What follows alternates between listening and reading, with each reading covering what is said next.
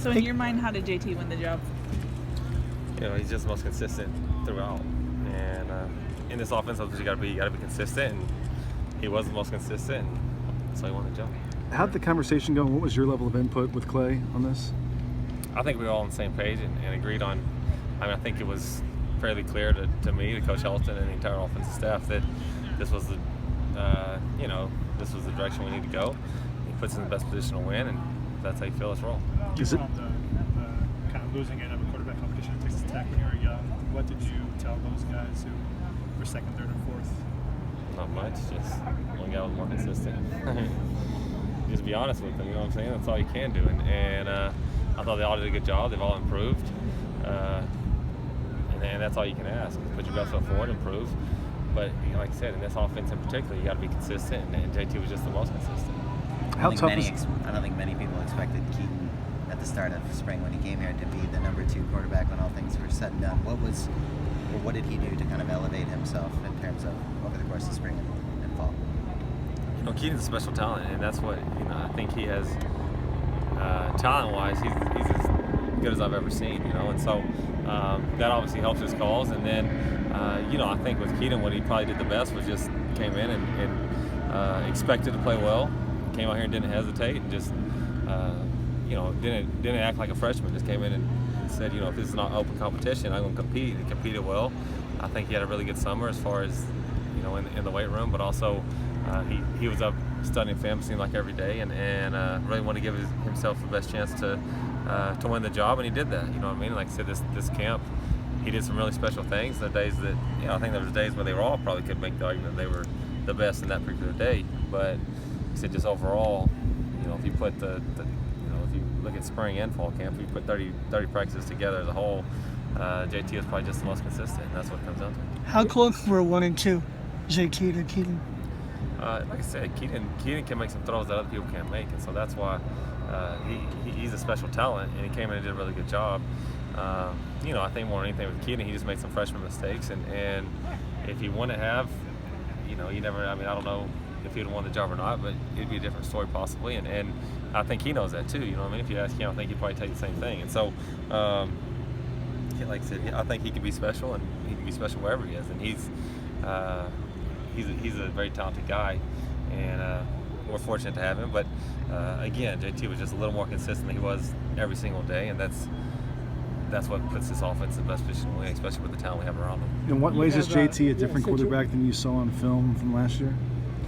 I think we've simplified things, obviously, from what they've done, and in the spring, I think he overanalyzed a lot of things, and that's one thing they've always talked about is play fast, play with good tempo, and set the tempo for the offense, and don't try to overanalyze things, just see it and go, And so I think that's probably where he's improved the most. And to be honest with you, I haven't watched a ton of film on what they did last year because that's last year. I just think since I've been here, that's where I think he's improved the most. What's your philosophy? If JT goes down, for example, last year, you got 2 guys who both have played. Jock against Arizona State, and you got Matt. He's played against both Utah and Notre Dame. Both did pretty well. How difficult a decision is it if you have to put that next guy in? If it's Keaton. If we think Keaton's the backup, I feel very confident that he can go in and play. I don't think the moment, we put him in the Coliseum in front of a big crowd, and the moment wasn't too big at all for him. We went out there and just act like it's another day. And so I have confidence that if he gets thrown into a game, the moment won't be too big, and he'll go there and execute. That's what we expect out of him, and that's what he's shown. And so I have no reason to think they wouldn't do it otherwise. What were some significant steps in the process of these guys regaining the confidence that they seem to have right now offensively?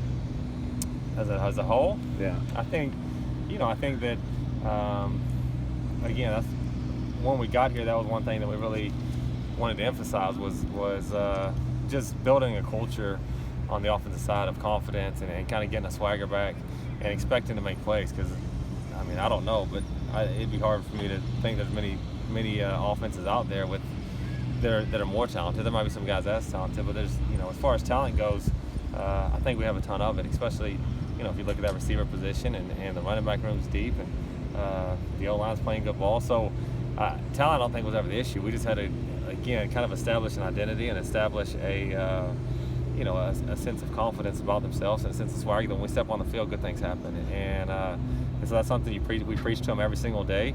And I think also confidence comes with success. And so when they come out here and they see that what they're doing works and what they're doing is paying off and the hard work they're putting in works, that they start to gain that confidence. And I think that more than anything is why they're doing it. It's something we've emphasized, but it's also they've had a lot of success. And so just play fast and be you. We recruited you to SC because you're special. I didn't recruit them, but whoever recruited them to SC because they're special. I'm glad they did because it's a great group of guys. And so we're going to get out of your way and just let you go be special. And that's what they're doing right now. I think they're just playing, using their talents to go have fun and do what they do. How long of a leash does the starting quarterback have after winning a job in the preseason? I expect to go play well, so the leash is pretty long as long as you're playing well. So I expect to, like I said, I think if I put any of those four in, they'll play pretty well. So yeah. Again, we expect them to go execute at a high level, and that's what we're going to ask them to do, and hopefully that's what we'll see. You mentioned JT being the most consistent in camp. What's the thing that excites you the most about him now moving forward into Saturdays? Like I said, I think as an offense, they've done a lot of good things this camp, and all the quarterbacks have done good things. So we're excited to get going, and I think that a lot of them kind of have a chip on their shoulder and are excited to go out there and play. And so, as an entire unit, that's what I'm excited about. Just watching them go play because it's fun to work with them every day. It's a great group of guys. They approach practice the right way.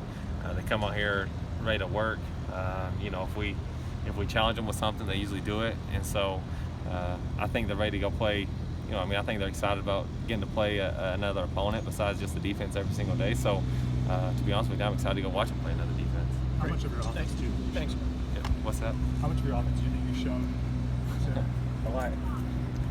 This camp? On Saturday. Oh, last past Saturday? It was good. So I don't know.